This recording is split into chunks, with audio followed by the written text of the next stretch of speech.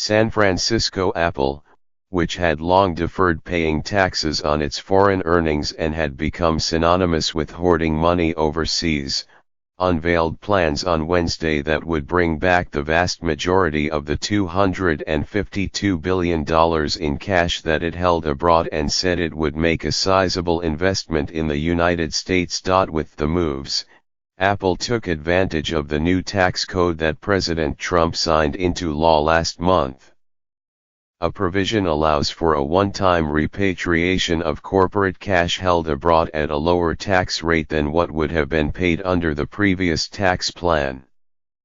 Apple, which has 94% of its total cash of $269 billion outside the United States, said it would make a one-time tax payment of $38 billion on the repatriated cash. For years, Apple had said it would not bring its foreign earnings back to the United States until the corporate tax code changed, because such a move would be too costly. Now Apple's bet to hold back on paying such taxes is reaping rewards under the Trump administration. In return, Mr. Trump and other Republicans can point to Apple as having come around because of their legislative action.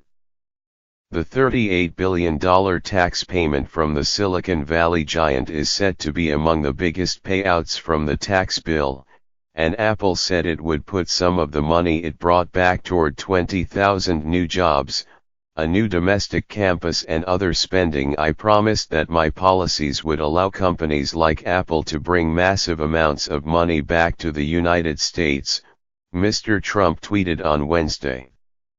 Great to see Apple follow through as a result of tax cuts.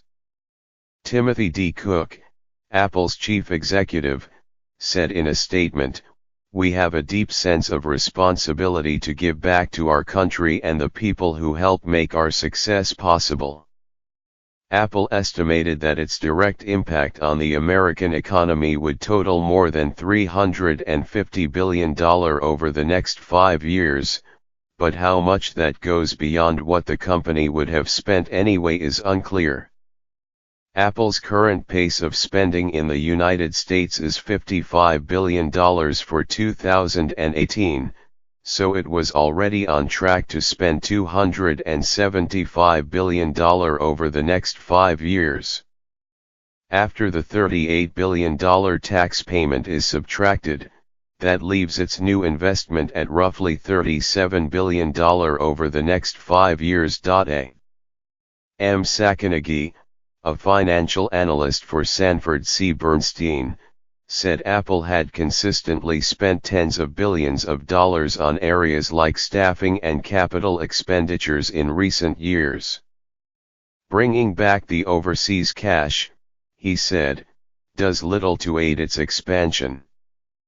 But it makes the company appear to answer Mr. Trump's call for more jobs to be created in the United States. This is Apple putting its best foot forward consistent with objectives of the administration, Mr. Sacconaghi said. Apple is one of several multinational giants that have kept a total of roughly $3 trillion in global profits off their domestic books to sidestep the previous 35% federal corporate tax rate. Under the new tax law, companies that make a one-time repatriation of cash will be taxed at a rate of 15.5% on cash holdings and 8% on non-liquid assets. That is lower than the new 21% corporate rate. And under the new tax code, Apple would also have been taxed whether it brought the money back or not. By shifting the money under the new terms, Apple has saved $43 billion in taxes, more than any other American company, according to the Institute on Taxation and Economic Policy, a research group in Washington. Other tech giants are set to follow suit in the coming months. Companies like Microsoft, Alphabet, and Cisco also shifted their profits into offshore shell companies, avoiding billions of dollars in taxes, and are now in a better position to bring the money back. Although Republican supporters of the tax law argued that the influx of international profits would create jobs and increase wages, many economists disagreed that a one-time repatriation would have any substantial impact on real investment. Apple's announcement, couched as a major investment in the United States instead of a massive financial windfall, followed years of criticism that the company did not do enough for the American economy because it makes most of its products in China and parked its profits abroad. During the 2016 presidential campaign, Apple was a frequent target of Mr. Trump, who pledged that as president he would force the company to start making iPhones and Macs in the United States. While that hasn't happened and is unlikely to, Apple has since gone on a charm offensive to demonstrate its value to the American economy. The company has highlighted the number of jobs created by the so-called app economy, an ecosystem of software and services that run on the iPhone and other Apple products. Last year, Apple also said it was creating a $1 billion fund to invest in advanced manufacturing in the United States. On Wednesday, Apple said it was increasing the size of that fund to $5 billion and noted that it was already backing projects from manufacturers in Kentucky and Texas. Apple, which is based in Cupertino, California, also took a page out of Amazon's public relations strategy on Wednesday by saying it will open a new domestic campus in a location where it currently has no operations. Amazon garnered goodwill throughout the country last year when it announced plans to open a second corporate headquarters outside its home base of Seattle. Apple currently has about 84,000 employees in the United States, so 20,000 new jobs would be a 24% increase.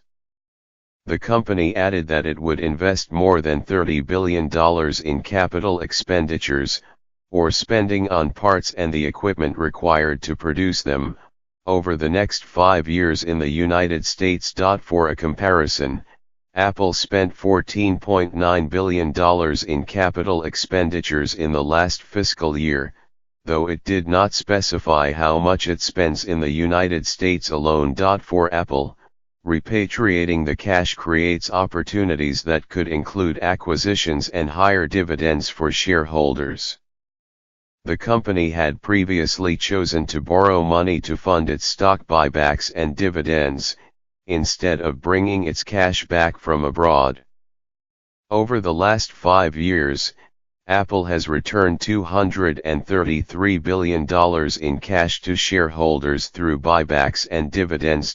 Paying $38 billion in taxes now is unlikely to strain Apple's checkbook because the company had already earmarked $36.4 billion in anticipation that it would eventually have to pay taxes on its foreign earnings. From a financial statement perspective, it's going to be a non-event, said J. Richard Harvey, a Villanova University law professor and former Internal Revenue Service official. Other companies are not as prepared, he said, and would likely have to take a significant loss should they make a one-time cash repatriation. Apple employees will see benefits as well.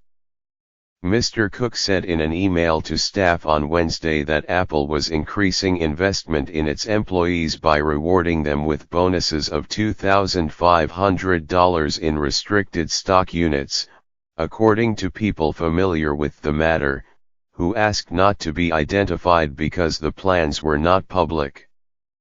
Apple joins other companies, such as AT&T, that have issued employee bonuses since the tax law was signed.